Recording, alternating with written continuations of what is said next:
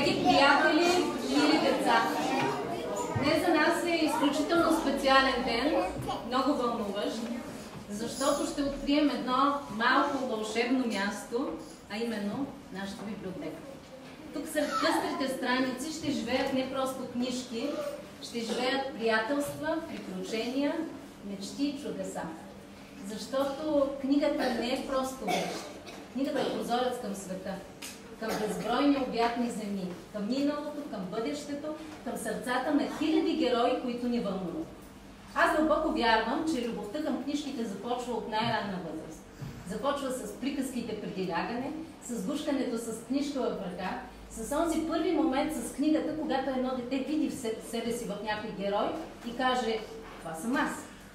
Нека нашата библиотека бъде покана към вълшебство. Нека тук всеки открие своята любима книжка, своя свят, но не по задължение, а като пътуване красиво, необикновено и вълнуващо. Нека книжките ги учат не просто на буквички и думи, а на съчувствие, любопитство, въображение и кураж. И сега искам по един така своеобразен начин да ви представя хората, които са тук с нас, нашите гости. Ще започна с доктор Андриана Андреева, областен управител.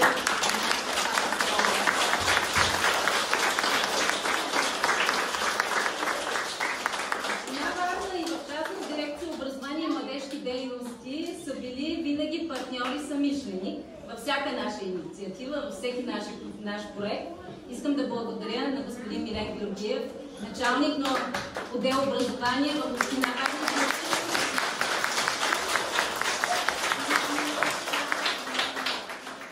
Продължавам нататък. Не бих могла да си представя откриването на нашата библиотека, малка и кокетна, без присъствието на голямата такава. И тук при нас е директора на регионална библиотека Пенчо Славейко, госпожа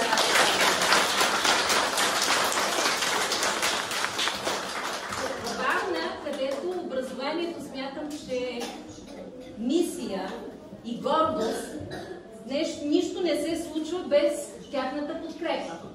Без тяхната подкрепа, без тяхната визия, последователност или казано накратко, гласа на гражданите в местния общински съвет.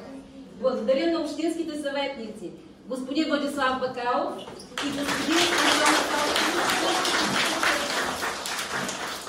И ако да вметна, че те са в Комисията по образование, т.е. не случайно, ние много разчитаме на тяхната подкрепа. Наши гости са и господин Славчо Славов, екс-председател на Комисията по наука и образование, създател на госпожа Жулиета Милева и госпожа Мария Александрова от издателство Клет България.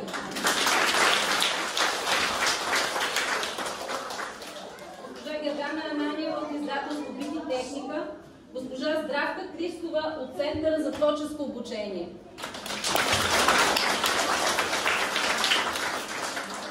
И госпожа Румяна Кирова.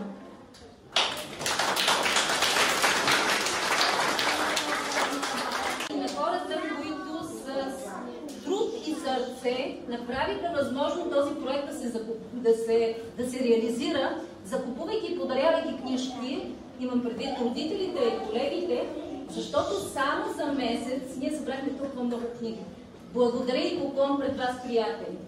Трогната съм, признателна съм ви.